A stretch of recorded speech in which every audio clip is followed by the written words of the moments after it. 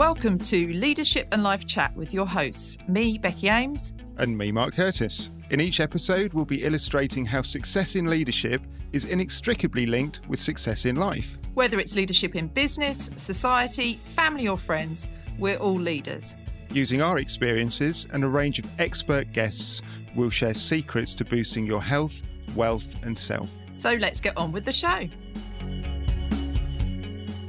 The value of continuous development and learning cannot be underestimated. It's all very well making big changes and achieving high performance, but how do you maintain that without burning out, crashing, and then having to build it back up again? Today, we are going to be chatting to Ben Coomber about how we can maintain consistent high performance and ultimately live our best life. At age 18, Ben was, in his own words, unhappy, unfulfilled, physically unhealthy, and wanted to change. He took action and is now a personal trainer, nutritionist, coach, speaker, podcaster, and an author. Like all of us, his journey has not always been smooth, and he is very honest about the obstacles he has faced and how he has overcome them. Ben Coomber, welcome to the show. Thank you for joining us today. As I said in the intro, you've got a varied role, lots of things going on in your life. Can you give us a little bit of insight, first of all, for our listeners into your story and how you got to where you are today? Sure. So right now, sitting here today, I'm a high performance coach, but I'm also a business owner, own 3 companies, so I straddle sort of both lanes. It all started with my personal transformation. At the age of 18, I was obese, unhappy, had ADHD, eczema, asthma, IBS, and I wanted to go on a personal transformation to better myself. I wasn't having a lot of success in my kind of early career. I was trying to become an actor as a teenager, and I kind of looked at myself in the mirror one day and I was like, I am not the best physical version of myself. So that started the journey to me wanting to lose weight, improve my health, etc. So anyway, long story short, had an incredible transformation, lost 5.5 stone, and just that bred a new level of confidence in me as a person. And I then trained to become a coach at the age of 20, then went to university to study sports performance and coaching, then started my first business in my second year of uni. In my third year of uni, did my dissertation alongside 5 different jobs so I could try and figure out like what I wanted to do in life and what kind of direction I wanted this kind of coaching and development path to go. Built a digital coaching business in sort of 2011, 2012. I was one of the early adopters in the industry in the world of nutrition coaching online. Alongside that, was doing a lot of public speaking and stuff. So I've always sort of built a personal brand alongside the business kind of thing.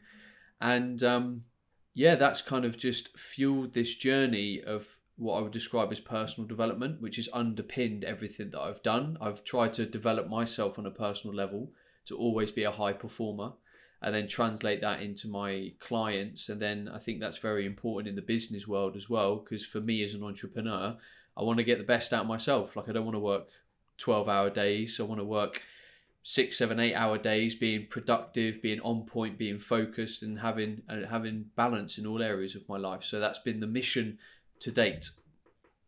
Wow. And how old are you now, Ben? 36. Okay. Wow. So, I mean, 18 is a pretty young age to reach those conclusions as well, isn't it? In terms of what you wanted to do. I know a lot of 18-year-olds and they're nowhere near that focused. So, you've been on a massive personal journey, definitely, haven't you? It's the power of environment. So when most people leave school, and this is unfortunate to be in this position or have been in this position, where you quite often leave school and you've got your peer group and you're all sort of like hanging around, and when you're 18 you're just going out and you're trying to get girls, boys, whatever. You're just in that real like life discovery phase, and I didn't have that because I went to boarding school. So when I finished boarding school, I was literally like on my own. It was like, go and do your career thing. So I didn't have that peer group to be heavily influenced. So I was kind of an open book. So once I had those realizations, I was like a blank canvas as an 18-year-old. And I think that's why my journey was maybe quicker than others to come to those realizations. So I'm very lucky in that respect. Yeah, I mean, I'm just reflecting here. 18 is, I think back to myself at 18. And I think I've said it on the podcast before, but I was probably still an angry young man at 18, and it was kind of mid-20s before I had my epiphany. Happened to go on a personal development course with somebody who really resonated with me, and I suddenly realized that actually how I react, how I respond, it's my choice. No one else is making me angry, no one else is annoying me. I'm making myself annoyed. I'm choosing to be angry. And to get that at 18, I think that's absolutely phenomenal. So you've talked about some of the conditioning, but to have that at 18, I just take my hat off to you. I don't know what else to say on this. That's awesome. So you had the conditioning, but did you have any other external influences which led you down that path as well? So my dad had always been in the military. Always sort of didn't press that upon me, but luckily, I suppose, unlucky or luckily, he wasn't a big part of my life in my teen years, so I didn't really have that as an influence. And the military kind of background at school, I just repelled it. I hated it. I just fought it the whole way. I was a rebellious kid at school, got in trouble a lot. But my mum, on the other hand, was just one of these characters that said, do whatever you want, try whatever you want. We'll dust ourselves off again afterwards. So she was just all for doing whatever you were passionate about. And I think that is a very fortunate kind of energy to have in my life. And she's still like that today. Yeah, what a positive energy as well, isn't it? I think most, and I'm generalizing here, maybe I'm even thinking about myself here. Most of the time people are pointing out why you shouldn't do something because of what might go wrong. And then it just builds fear into decision making, especially when you're younger and you've got less perhaps personal confidence within your own ability. To have that, I mean, that's a great lesson there straight away, isn't it? If as leaders of teams, how often can we influence people within our teams negatively by saying, oh, be careful because this might go wrong. Why don't we look at what might go right, not wrong? So I think there's a big lesson there, which fantastic that your mum imparted that into you as a youngster, Ben. And I think we can take your mum's advice there, and as leaders, we can make sure we apply that to other people in our teams as well. So then, Ben, as your career has developed, one of your more recent achievements is that you have written a book, How to Live an Awesome Life. And that's focusing on how everyone can be a better version of themselves. So obviously that's a theme that's run through everything that you've told us so far already. What prompted you to actually take it that stage further and actually put it down on a page and share it with others that way? I've always written books, but they've always been quite short, 20, 30, 40 pages, done them with a nice little laminate colour and, sent them out for my bedroom kind of thing. And always just had this vision that I wanted to become, an author one day. I think books are a beautiful tool to develop yourself. And I wanted to be one of those people that could impart wisdom on other people. I felt I had the desire and the confidence and the competence to do that. And the book, in the way that it came out, was serendipitous in that a publisher approached me and I was like, I've got this idea for a book. And they were like, well, we don't really publish books like that, but we do publish books in the self-help and personal development space. And I was like, And that just made me sort of go 30,000 foot view on what I do as a coach. And it made me zoom out even more. And I was like, I'm a high performance coach merely to get the best out of people. And I use the tool that's appropriate for that person to get the best out of them. And it just so happens that throughout my career, a lot of the focus has been on nutrition and movement and how you build your lifestyle. But there's a lot more to it. There's the mindset element, there's the environment element, there's the socio and cultural conditioning that we've got. And that made me sort of, zoom out and go, I've got a much bigger opportunity here to help people in a much bigger way. And that's how it came about. And then the whole awesome thing is just, it's a brand I've been building for a long time around this word. I love the word awesome. I say it all the time. A lot of other people say it all the time. So it catches on very easily. So it kind of came together in a beautiful serendipitous way because I just sort of took my time with it and allowed the sort of bolts to, drop into place. Brilliant. So it certainly sounds like it's like the culmination of everything to date almost, and then taking it that next stage further. Like you say, you were able to zoom out. And I love the awesome thing. I mean, it's such a positive word, isn't it? There's just there's no doubting what it means. It's just yep, straight in there. So that's brilliant. And then you've mentioned about how you've got your own businesses as well. So everything that you're talking about and helping others with, presumably you're putting into practice and relating to your own businesses as well. And you've talked about being high performance as well. How do you, what we really, really want to get to understand from you is how we can achieve high performance, but then how do we stay at that level? And that's the real challenge for so many of us, isn't it? That we go really hard and then we get to what we want, whether it be diet, fitness, mental agility, building our business. But how do we stay at that high level without crashing, burning out, and then having to start again? So many people are on that roller coaster, aren't they? There are. I think the first thing with high performance is taking the view that you'll always, or the benchmark is always being at 85, 90%. As you said, you'll never be at 100% all the time because you'll burn out, like you'll fatigue. And also, what does 100% mean? Does that mean you're working more? Which is quite often what people think, like, I just want to work more. Especially if you're an entrepreneur, you just try and work as hard as possible to build the thing. So this is where I think it's really important to have frameworks in your life where you say, this is what I want my work life to look like. And this is how I want to turn up to my work life. And these are the things, the tools, the strategies that I have to do to turn up like that. This is what I want my home life to be, or my family life, or my social life. This is what I want my fitness or, sport part of my life to be. And then you make all these things work in harmony. And if we get it all right, that's where we would probably coin the term balance, where work is in harmony with family, is in harmony with social, and you're getting the kind of rewards out of it. Like, I work 6, maybe 7 hours a day, and I want to turn up for those 6 to 7 hours, work at my absolute peak, and then I'm off. And then I'm enjoying it and I'm living at a high performance level in my home life, my family life, etc. So I think we need to firstly get away from more is the ideal, because it's not. Because most people don't want to work more. They just probably want to work more effectively and be able to bring their A game to every situation. So that's where we can zoom out and start to individually look at all these different things like diet, sleep, hydration, movement, and then make that work together in kind of a symbiotic system. And also have enough foresight to know that there'll be flux in all of these things. Again, nothing will ever work the same every day. So you have to have that flexibility to be like, okay, cool, well, I can't get to the gym, or I can't run today, or do whatever. What has to change in my day to still kind of keep me in balance? That's really important. And hopefully people are able to learn from their past. Like, if you're an individual that keeps like micro burning out, like every couple of months you just hit these like walls of burnout, stop doing the same thing. Stop and say, right, why do I keep burning out? Zoom back. Cool, I need to put in a process. And sometimes people need checkpoints or strategies that stops them from self-sabotaging themselves. Because we are imperfect people. Like, we will not always stop ourselves at the point we need to be stopped.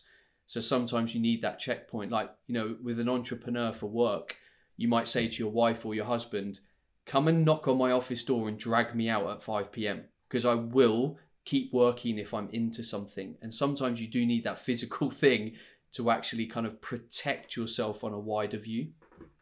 I think that's so true. And I think a lot of us found that when we moved to working from home, that there was no natural end to our day and there was nothing that would stop you just continuing. And it's almost like a badge of honor, isn't it? In terms of how many hours you work. And particularly if you're in business with others, it might be that there's a slight competitiveness about it, or you perceive an expectation. But it's about, like you say, owning it and putting a stop to it, isn't it? I think it's interesting you say about owning, like working a lot. I think the people that own the badge of working a lot don't have enough interesting things outside of their life to own. No. And I think that's a harsh realization, because if you were to speak to someone else that was in a different career path and they were like, oh, by the way, I work 30 hours a week and I earn 80 grand a year, you'd probably be like, bloody hell, I want a bit of that. But on the other side of that, you're wearing the badge of honor that you're working harder than everyone else and probably earning the same amount of money or not progressing. So, I think that's probably because the person on the other side has shaped their life to be the way they want it to. They don't want to work all the time because there's many great, amazing things outside of their life. And that doesn't mean they don't enjoy their work life, but they equally want to enjoy everything outside of their life. And there's a huge amount of people, and you do this naturally as you get older, they've lost sight of where the fun and enjoyment is in their life because work gets serious, you have a couple of kids, and you just get kind of wrapped up in that routine. And you have to kind of stand back at some point and go, do you know what? I don't do that thing anymore. I don't go out canoeing, or I don't meet up with those friends every fortnight, and I don't do this. And we have to have the strength to bring all that stuff back in, because that's probably for most people where the enjoyment of life is. Yeah. Do you know what, Ben? As you were saying that, it was the other probably a bit controversial this could be, but the other thing that I've seen in my career with people around me and in other businesses as well is that some of the reason they do more is because it's the only tool they've got in their toolkit. They've never invested in themselves to develop themselves as human beings. You know, you look at your journey from the age of 18. How much time did you spend investing in yourself? You know, looking into things like nutrition, looking into hydration. You had to research this. You had to look into it. You had to work out what's the best path to follow.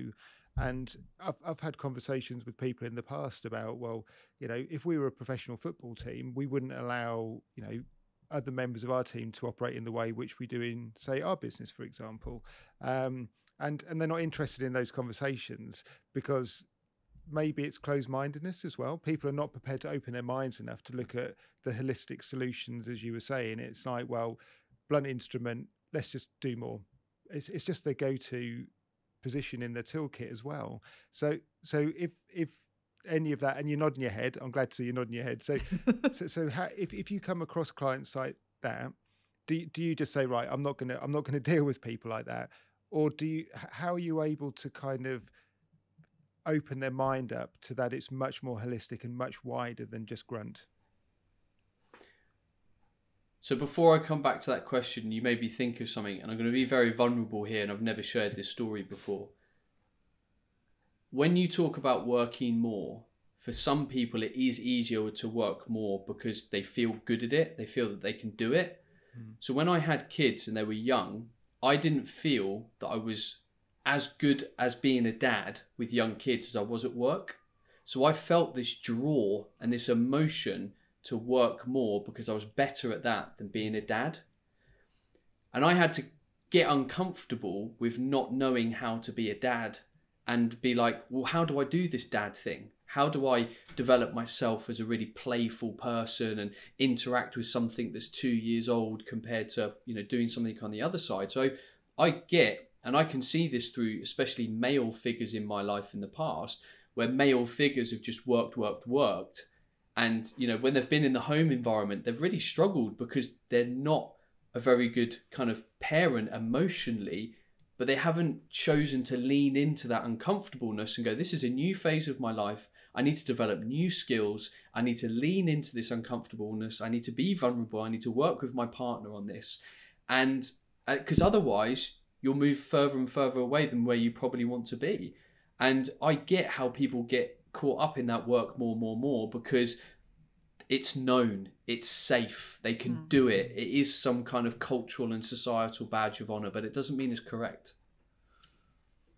No, I completely understand that point, Ben. Thank you, because it's like the comfort zone, isn't it? And if you're technically good at something, you know, and you've developed your brand and your career, etc., to a point, and that's what you're known for, then it's very easy to stay in that place. And if there is something that changes in your life and it feels that much more uncomfortable, I can see exactly why you and others would you know, veer towards the bit that they know and they feel fulfilled in or recognized as being good at, I guess, as well, isn't it? It's that fear as much as anything.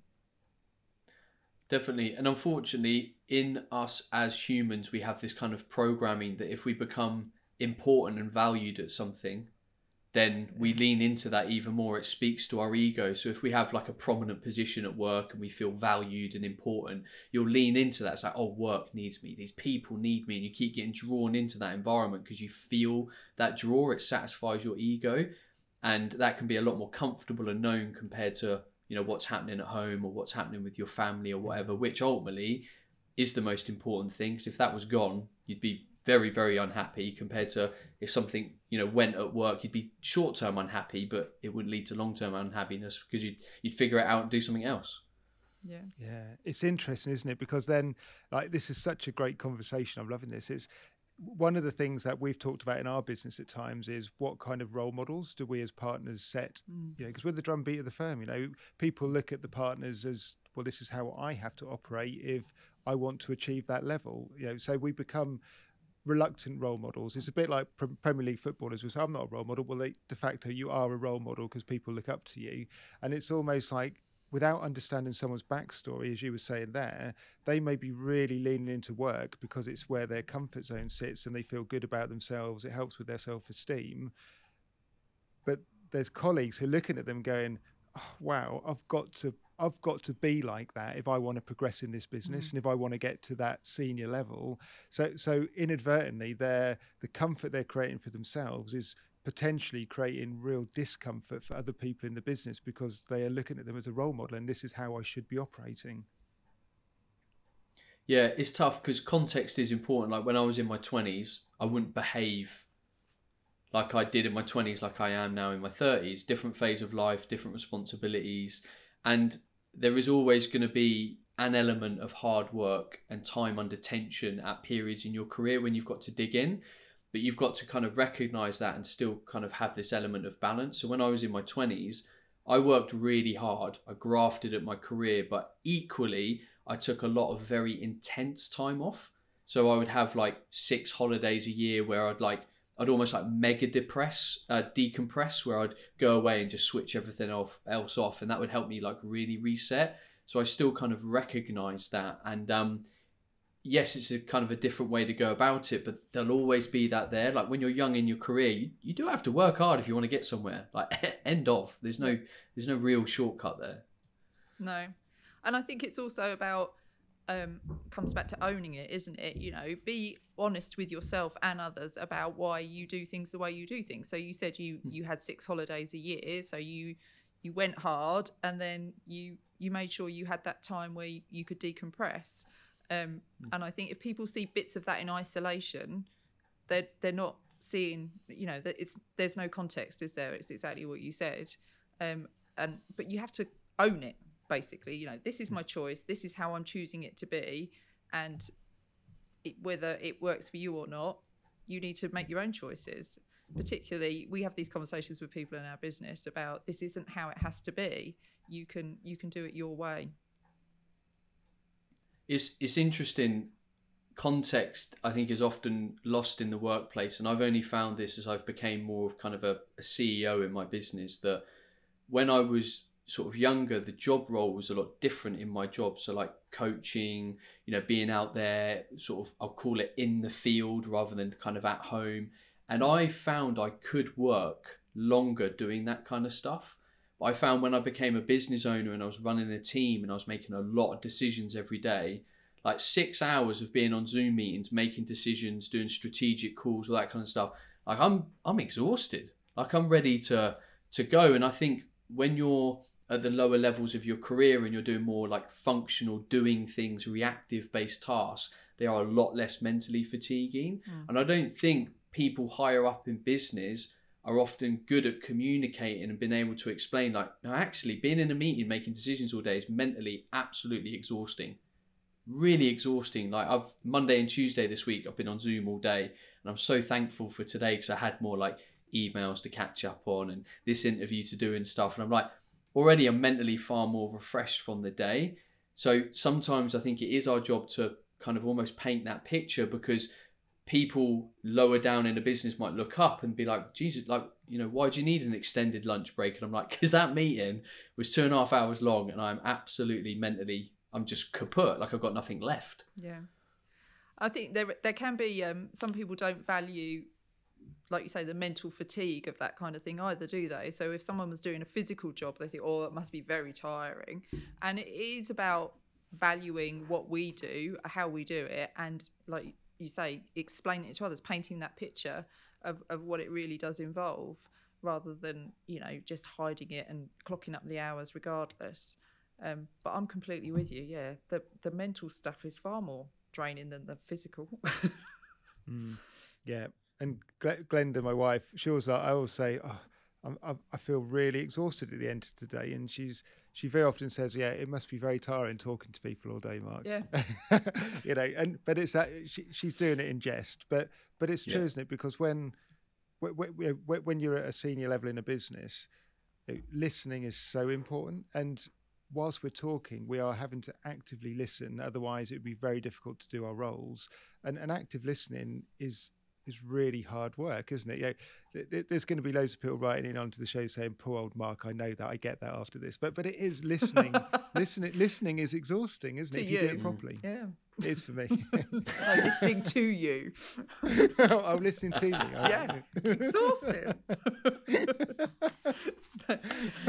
So Ben, you talked about that. I love that concept of the 80 to 90%. You haven't got to aim for 100%. This is about having a maintainable level of performance, and you started to touch on you're looking at all of the areas of your life. Look at it holistically: your home life, your business life, your fitness. And then you went on to start talking about diet and sleep and hydration. Which of these areas should we, if we were, I know you're going to say all of it, we should look at all of it. This is about a holistic approach. But for our listeners, if this is not what they're doing at the moment, and they're recognizing this cycle of boom and bust almost, and sort of burnout, and if they were going to just zone in on maybe 2 or 3 areas as a starter for 10, just to get the ball rolling, where would you recommend that they put their focus? Number 1 is always sleep, because it affects so many other areas. So if someone's not sleeping properly, and I don't just mean time, I mean quality sleep, you're not going to eat as well, because you'll make poor choices around food because you feel tired. You want carby things, sugary things, salty things, generally not great food. If you do exercise, you'll feel less inclined to just do the exercise or push yourself. Your decision making will be impaired if you're tired. You'll be grouchy around other people. So sleep is the biggest thing that affects like the whole wheel. So I'm really, really big on sleep, and it can be a problem area for people that have a lot of responsibility, because that means you've got a more active mind. So we have to have strategies to allow ourselves to switch off and disconnect the mind and kind of leave the problems of today behind, so you can get a good night's sleep and pick the problems up again in the morning. So that can be a real challenge, the mental aspect of sleep. So I like to focus there. I'm a big fan of what I call state changes. And for me, with my job, especially when I have a lot of decision making to do a lot of meetings, I'll take time to do what I call a state change. So exercise is a great way to change your mental state. Endorphins release, you feel strong, you feel fit, it gives you a mental and physical boost. Another one is getting outside, especially connecting with nature, feeling like the wind on your face, hopefully having bare feet on ground and just connecting with nature. A very freeing, very beautiful experience. And there's so much data out there around, your mental health and being out in nature. Another one is things like, cold water therapy or breath work or meditation. Like, 5 or 10 minutes of these things can completely change kind of your mental state and how you're feeling. So these are all really powerful tools. So I, in my wheelhouse, like have 5 key state changes that I'll go to, and I'll be like, which tool is going to serve me best right now, or which tool do I have the time for? And I'll go and use them, and it helps me really kind of keep balance. And I get that having the discipline to do that could be tough, because when you're at work, sometimes it's all about go, go, go. But you've got to think about the quality of your go, go, go. If you can take 10 minutes to reset, and then the quality of the rest of your day, whether that's 2-3 hours, however long, is going to be better, then again, you're investing that time in the quality of the rest of your day. And that's even where the importance or the value of a lunch break can come in, like enough of a rest to be able to go, cool, I'm ready for my afternoon. I feel in a good mental place for that. So, on a personal level, I love the sprint method of business. For me, it works really well. So what I'll do is I'll work from 9 o'clock in the morning till 3:30. I'll take a half-hour lunch. So I'll work 6 hours, but I'll sprint my day. And if I find that if I sprint any longer, I kind of have a bit of a burnout, like I hit that fatigue point. But I love that because I'm quite an intense person. So I've built my work to to kind of like fit that model. And then I'll quite often go to the gym or take kids out to the park or, you know, do whatever. Three great points there, Ben. Thank you. So if we just go to the sleep one, what tips could you give people to help them improve the quality of their sleep? So to improve quality of sleep, I'd firstly look at how late you eat your meal and how big it is. Again, a lot of your blood goes to your stomach and is digesting the food, and that can inhibit the quality of your REM sleep. So that's the bit largely of sleep like after kind of like 1 a.m. Secondly is alcohol. Alcohol is superb at disturbing sleep, especially more than one drink. So if you're regularly having more than one drink, you'll probably find your sleep quality declines.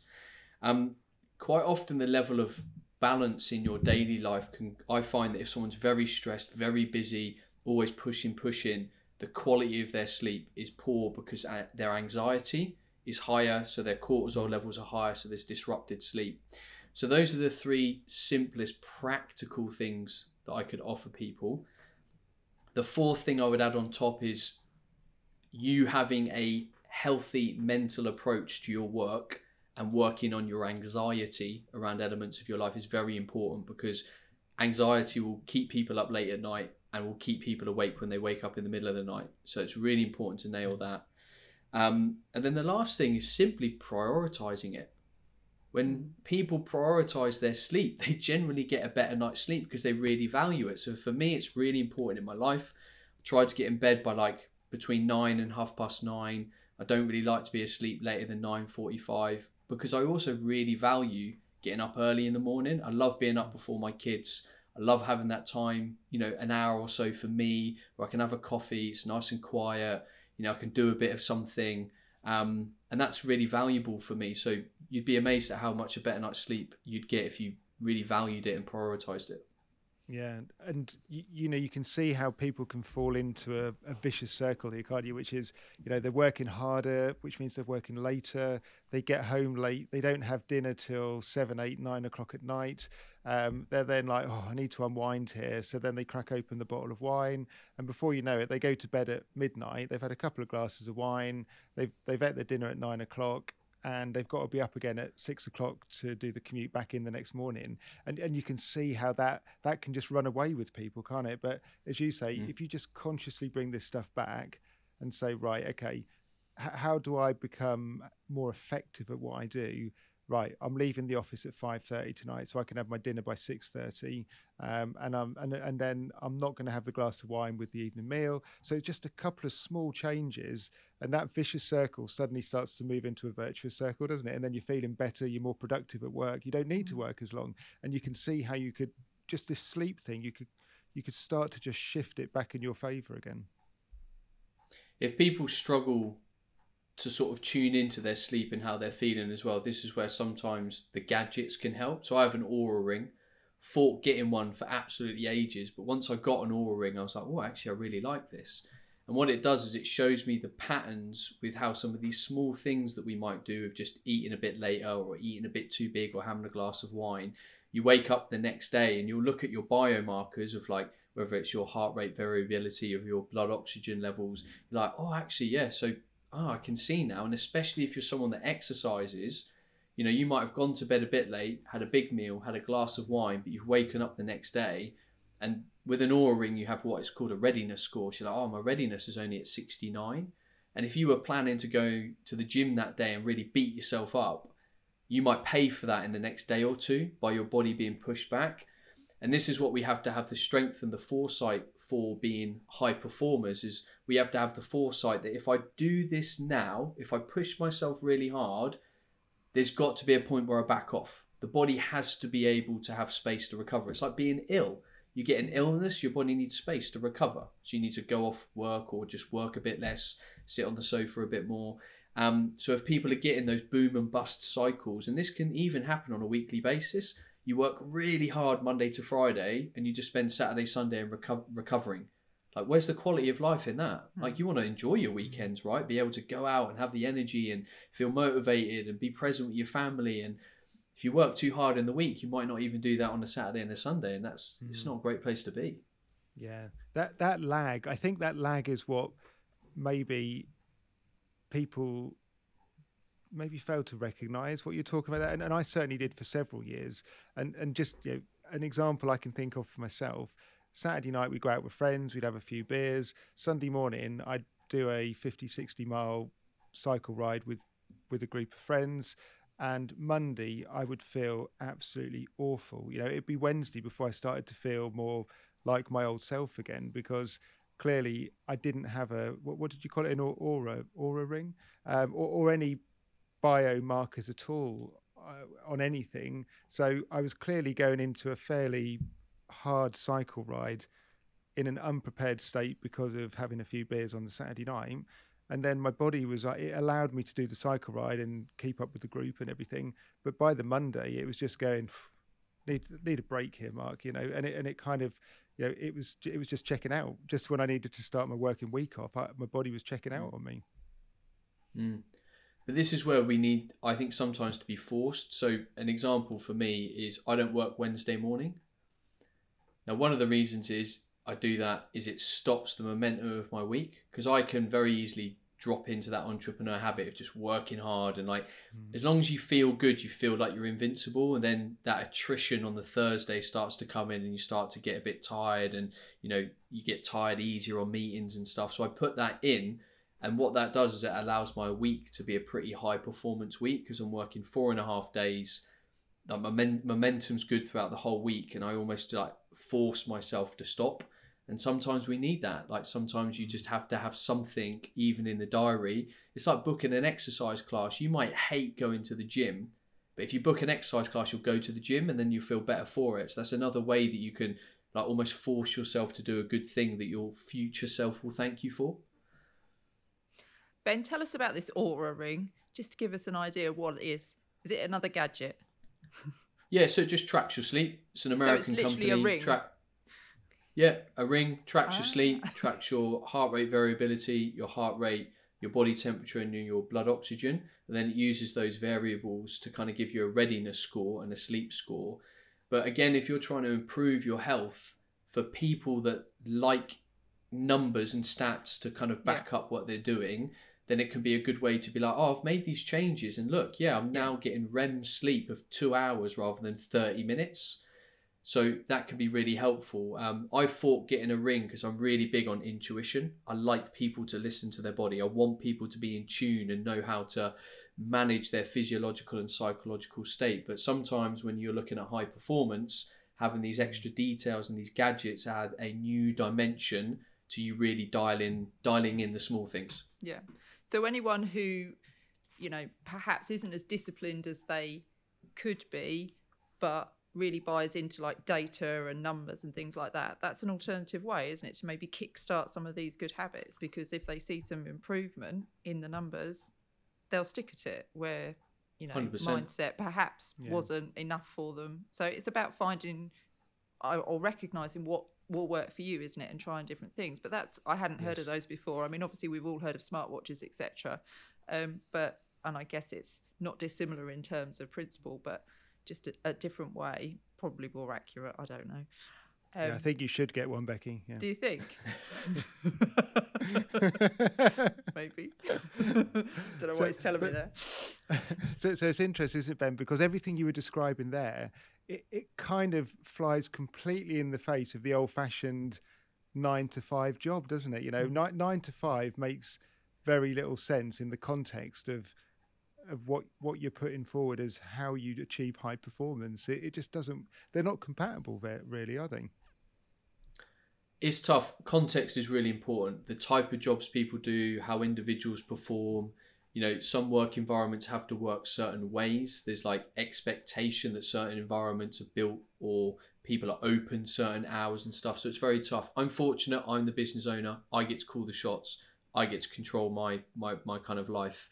But I think we're now in an age in the work environment where businesses are starting to become more flexible to the lifestyle and the needs of other people. But the problem is, and this is me going on a bit of a limb here, that I find that the under 30 in general finds it a lot hard to buy into the benefits of that without being entitled to kind of have it, almost. So like if we're creating this work environment that's flexible and it's friendly, it's like, cool, you can do that, but the work has to be done. We're still performance minded. We're still trying to achieve something. We've still got KPIs to hit. We've still got clients to deliver for. We're still trying to grow a business. So as long as all of that happens, and whether you work 36 hours this week, 42 hours next week, 39 hours next week, we're not too bothered, but the work has to be done. Everyone has to be happy. Everyone has to be working together. And I think that's where the kind of ideal scenario kind of, we get to sort of thing.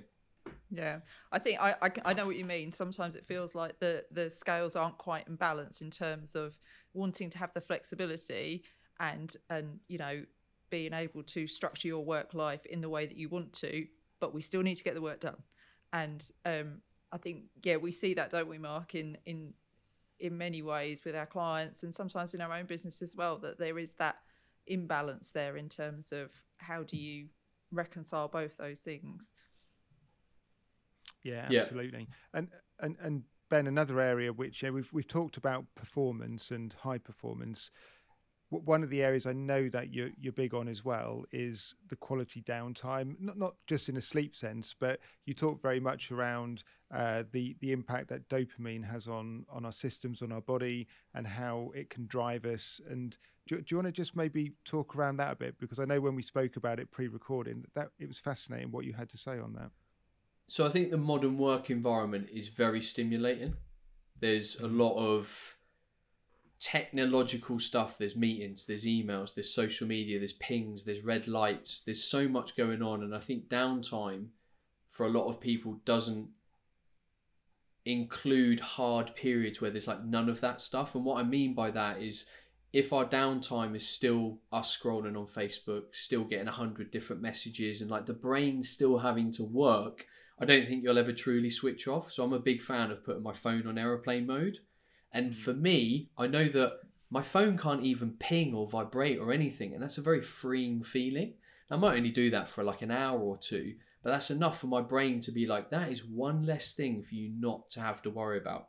Or you leave your phone in another room or you do whatever. And again, it's one of those tricks that you can have to like take a thing away from your brain so it can decompress from that area of your life. Because, I think it also gives the brain and your psychology less space. The more that we let in technology, emails, meetings, people, WhatsApp, ping, ping, ping, the less space we have to quality think. And that's where good decisions are made.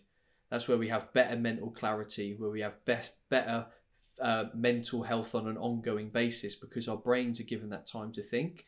And we had that naturally 20 years ago. Like if you went to get a bus, you just stand there and wait for the bus.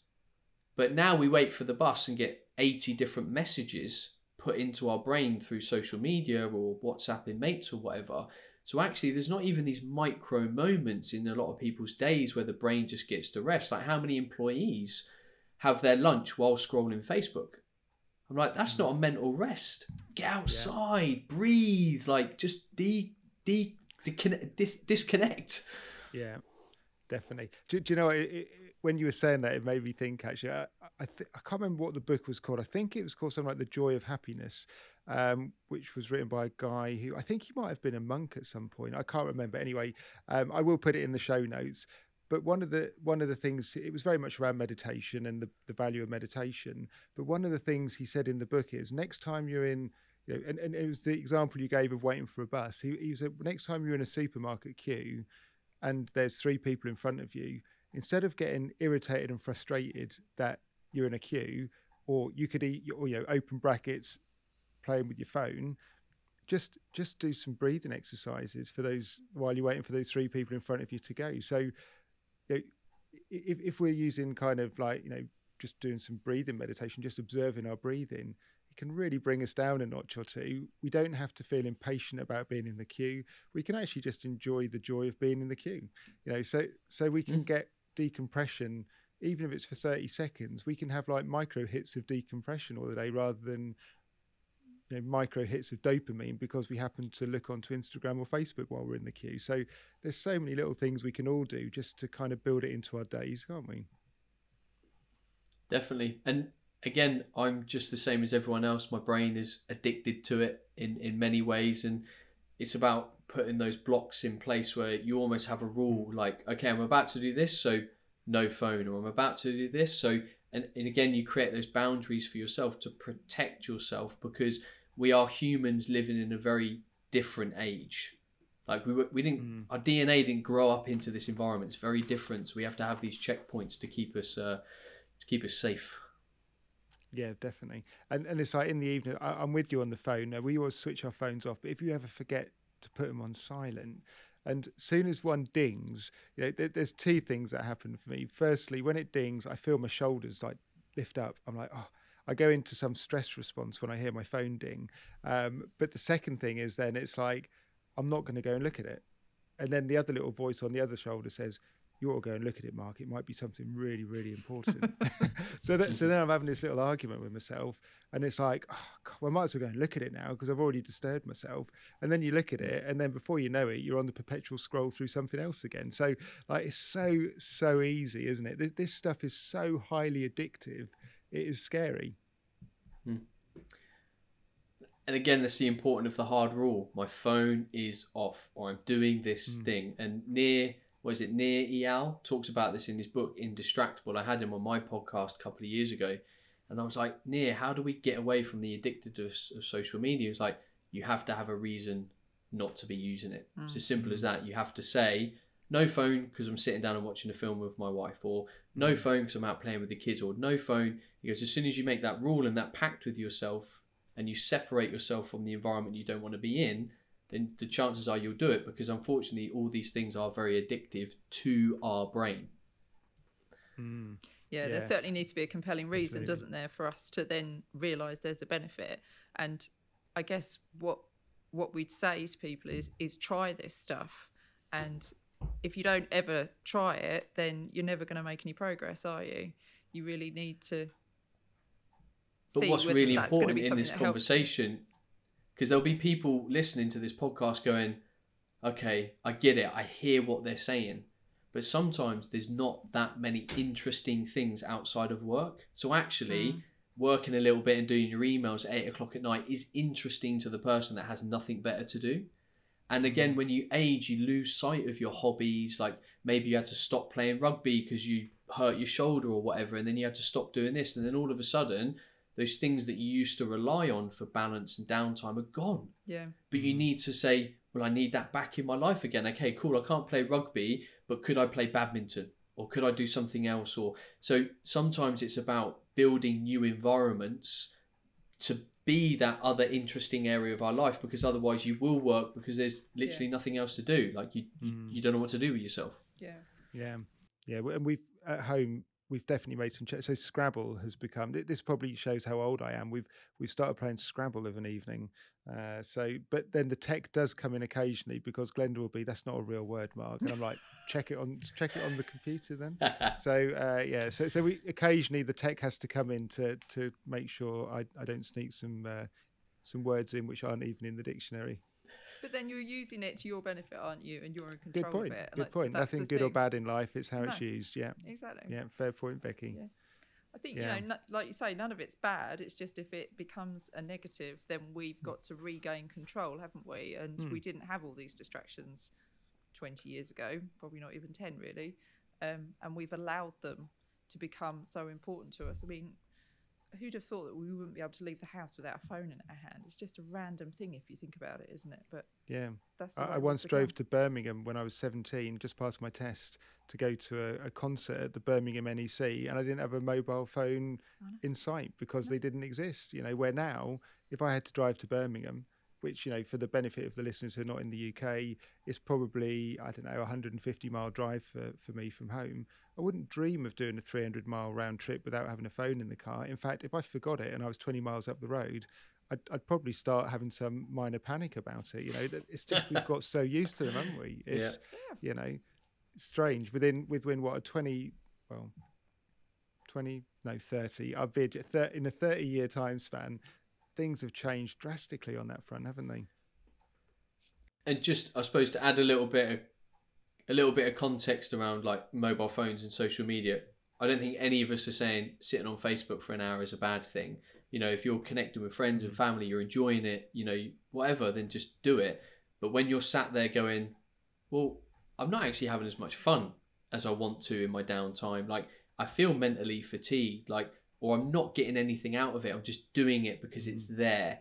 That's when it's a problem. So, you know, I'm not saying social media is a bad thing, but we're looking out at this broadly and saying, what is it that you want out of your life, and what are the behaviours that currently exist, and the changes exist in the current behaviours and the behaviours that you want and need to adopt.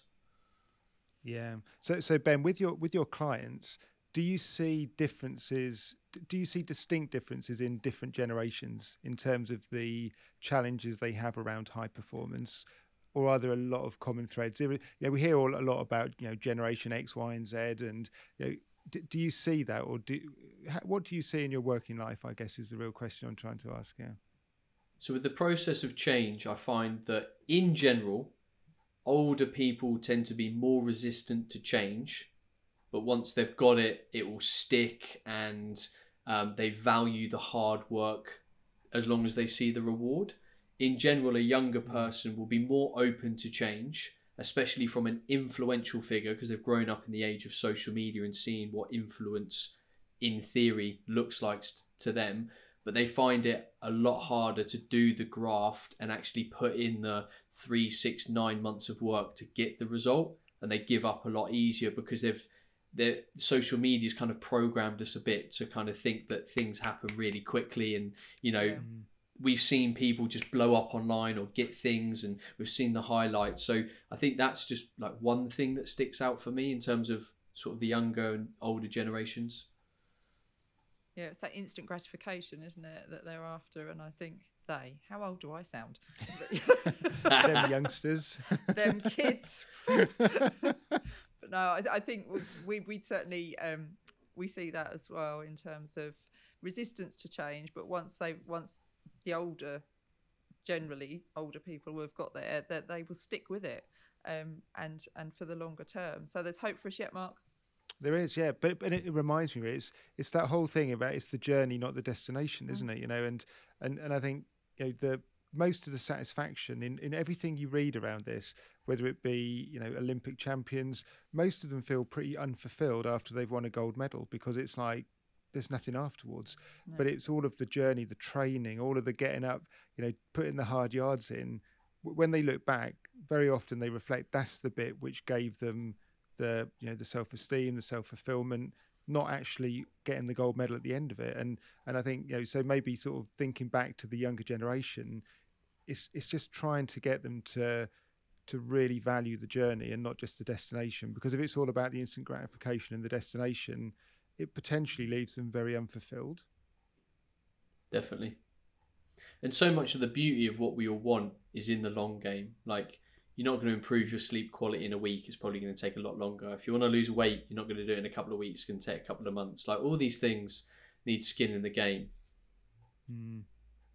Yeah. You've talked a lot, Ben, about zooming out and reflecting and observing and thinking about what you do want. And that certainly sounds like that's a theme that, well, probably since the age of 18 has really helped you and that you've used. Is that something that you talk to your clients about, and how frequently would you kind of say you've got to do that? Is it a continuous thing?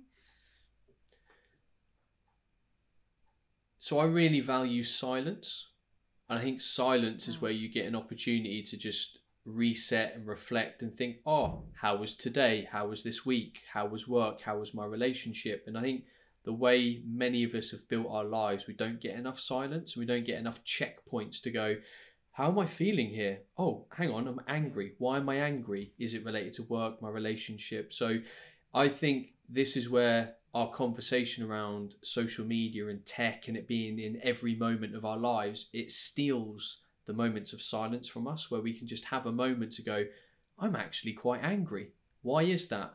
Would I like to deal with that? Is that a transient emotion that is just related to something that happened today? Or is it something that's ongoing and actually I want to change something in my life? So yeah, I talk to my clients a lot about stepping back, reflecting. I'm a big fan of like having a little journaling period in your week where you just sit and bit of pen and paper, write things down, because some people, well, a lot of people really benefit from that process of writing and reflecting, because it feels a bit more, it makes your emotions into reality kind of thing. So I think it's so important. And that's why I like getting up early in the morning, because I enjoy that period of silence to go, how am I feeling? And then I get time to respond and react and do something about it. Yeah, definitely. It's like the subconscious can percolate through, isn't it? I used to find this when I went out on the bike a lot. I'd go in from work and there might be a topic which was, really playing on my mind, or maybe I'd chosen to feel quite irritated by something. And I'd go out on the bike and, suddenly you've got to have your focus elsewhere. Otherwise it's quite dangerous to be riding a racer at a reasonable speed if you're not focused on what's ahead. And suddenly once the mind starts to clear, other things almost just get presented by your subconscious. They seem to percolate through, which bring much more balance to things. I have no explanation other than it was almost like short-term and long-term memory type stuff. It just cleared out all of the emotion response, and it just allowed other stuff to filter through. So on top of that, for me, the power of exercise is what it does for you physically that translates into mental. So what I mean by that is, if I go into the gym and I lift weights and I feel strong, for some reason it automatically makes me feel mentally strong, because I've done something physical which feels really hard. I've had to overcome it. And then I walk out of the gym like a bit puff chested, like, I'm strong. That's another reason why I love exercise, on top of your reason. Like, it gives me a lot of mental clarity, time to think. It puts problems into context. I think the subconscious percolating through is a really nice way to frame it. So I'm a big fan of promoting exercise, even if it's a brisk walk outside. Some people don't like doing exercise, fine. But at least get out and walk and, get some steps in, because we all know that great things happen with space and movement. Yeah. Yeah, it's really, I mean, as you say, all of these things are just so simple, aren't they? They don't cost anything. They're not difficult. They're really easy things to do. But when we get caught up in the moment, they're the things which tend to be pushed aside because they are so easy. They're almost not valued enough. I think sleep's a massive example of that, isn't it? Because, again, it's almost a badge of honour. Oh, I can do my job on 5 hours sleep, 6 hours sleep. I mean, realistically, that's not good for anyone to do that, is there? But you hear about prime ministers that only needed 5 hours sleep and things. But that's just not how we were ever made to be. So I don't know why we would aspire to be. No, and I was reading a thing where it was saying, when going back to our hunter-gatherer roots and even hunter-gatherer tribes who still exist on the planet today, I think they said the average working week for a hunter-gatherer is 20 hours.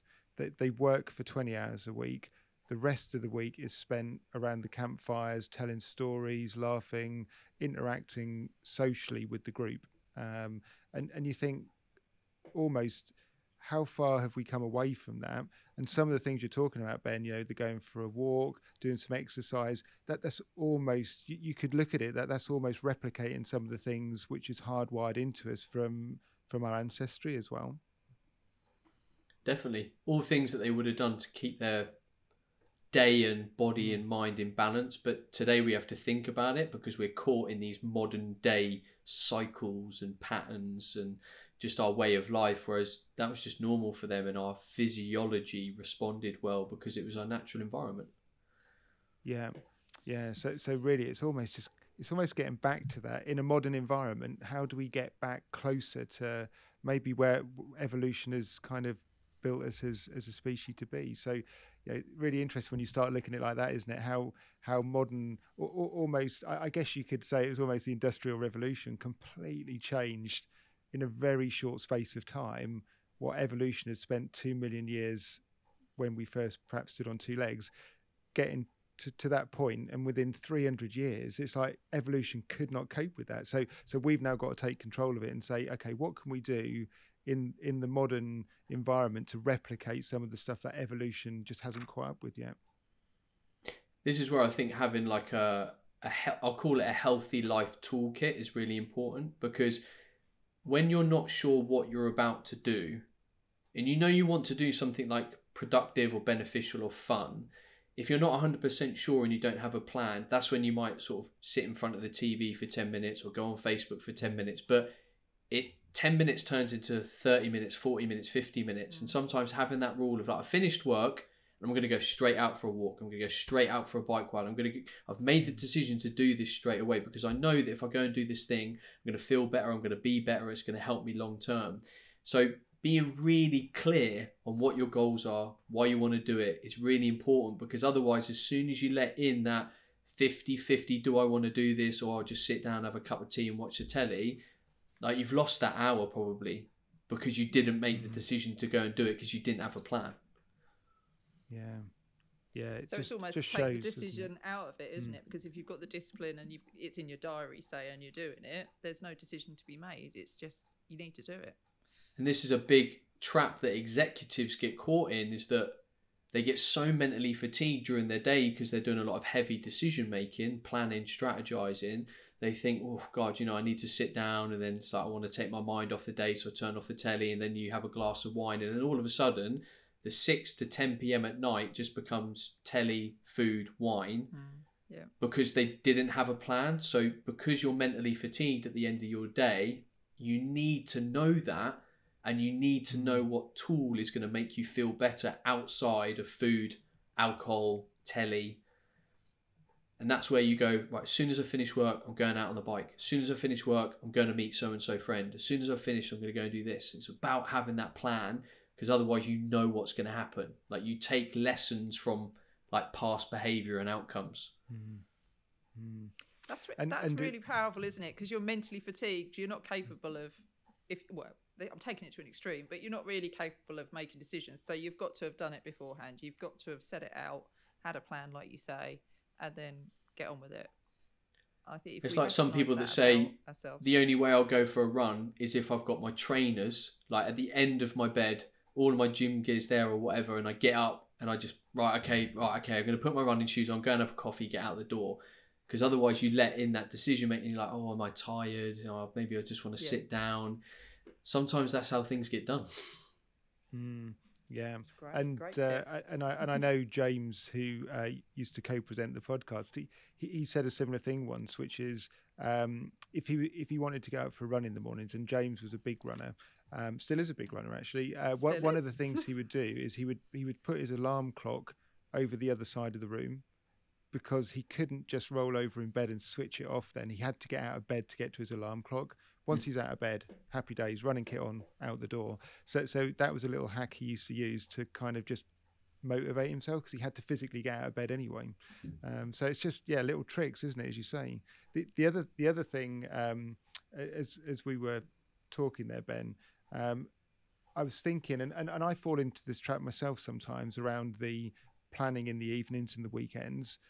The excuse I say to myself is, I spend all week planning and having schedules, and therefore when I'm not in my exec mode, I'm just going to have a blank canvas and just chill and do what I feel like doing. And that's dangerous, because then you do slip into the watch telly, have a glass of wine. So I get exactly what you're saying.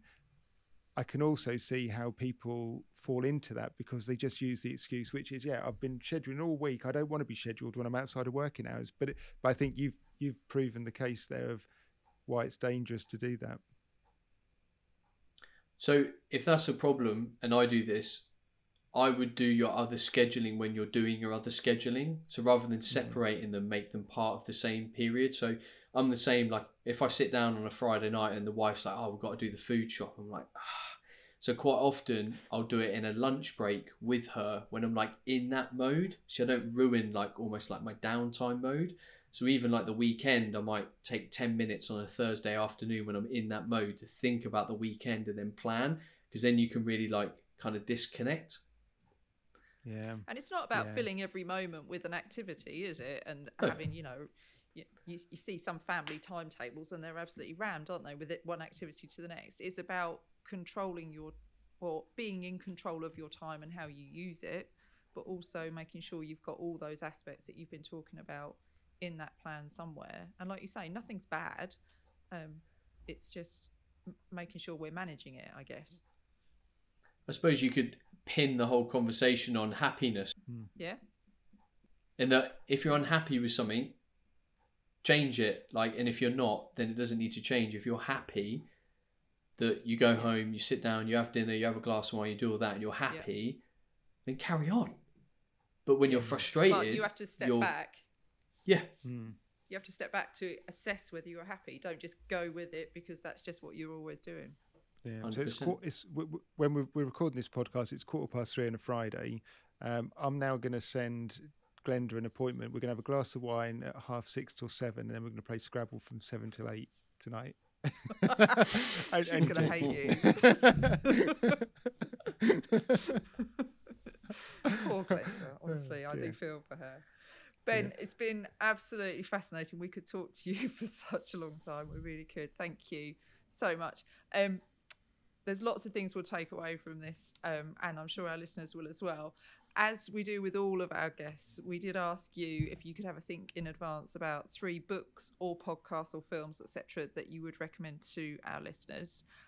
So hopefully you've come up with some that you'd like to share. I haven't, but don't worry, it's in there. The first book is my book, How to Live an Awesome Life. I'd be silly not to plug my own book and how awesome it is. The second book, this is probably my favourite book outside of my book, is Extreme Ownership by Jocko Willink. Massive fan of that.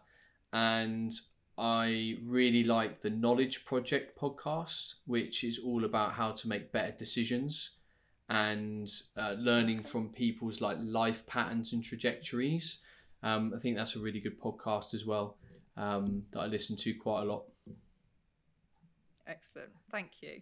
And of course you should promote your own book. That's exactly how it should be. So I think Extreme Ownership is probably the most mentioned book on our podcast series. It's one which comes up regularly. I think that leadership's taking ultimate ownership is just so important as leaders. So that one comes up time and time again, doesn't it? So into the final question, and then we'll let you go, Ben. Now, this might be interesting, given your comment earlier about what happened when you were 18. Yeah. The normal question is, what 3 bits of advice, if you could go back in time, would you give to an 18-year-old Ben? If you feel you need to turn it into a 16-year-old Ben, please feel free to do so. But if you could go back in time, what 3 bits of advice would you give to yourself? First one would be learn how to get out of the way of your own ego. I had a big ego when I was younger, as you do quite often as a young man. It's just a thing. But also I grew up in a public school, private school environment where there was a lot of, puffing up your chest and trying to be the big man and, whose daddy was the richest or whatever. It was terrible. So I had this kind of a bit of a complex where I was too attached to my ego. So getting out of the way of that, getting a mentor, getting all these reminders of like how to get out of your own way. The second thing is being able to critically assess the ROI on things that you think are going well. So if I think about my career path, I quite often followed what I was enjoying and what felt purposeful. But I know I would be another 5 years further ahead in terms of like business and career development if I actually looked back and go, okay, you did that thing and you enjoyed it, but did it actually lead to an outcome apart from you just enjoying it? Because at some point you have to sit down and go, you can't just do things all the time because you enjoy them, because there has to be a bigger ROI to the almost the goal that you're trying to achieve.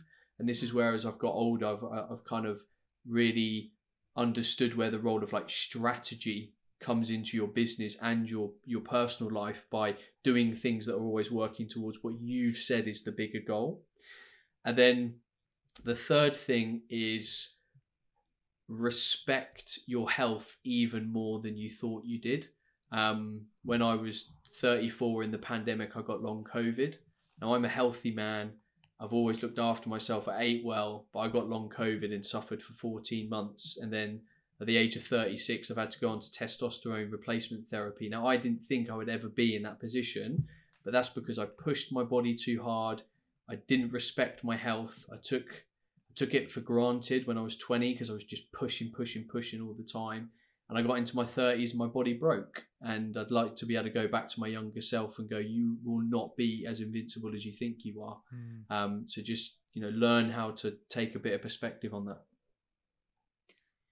That's really useful advice. Wow, considering where you were at 18 and you still come up with those things, and I appreciate it may apply to when you were younger than that, but I mean, it just goes to show, doesn't it, that however our lives develop and take us, there's still always stuff that we kind of look back and go, could have done that differently. But I think the bit about don't think you're invincible is really valuable, because we want young people to aim high and take risks and go out there, but yeah, life is precious and our health is very, very valuable, isn't it? So Ben, thank you. Honestly, it's just been really, really interesting. So much we've taken away from that. It's gone off in so many different directions.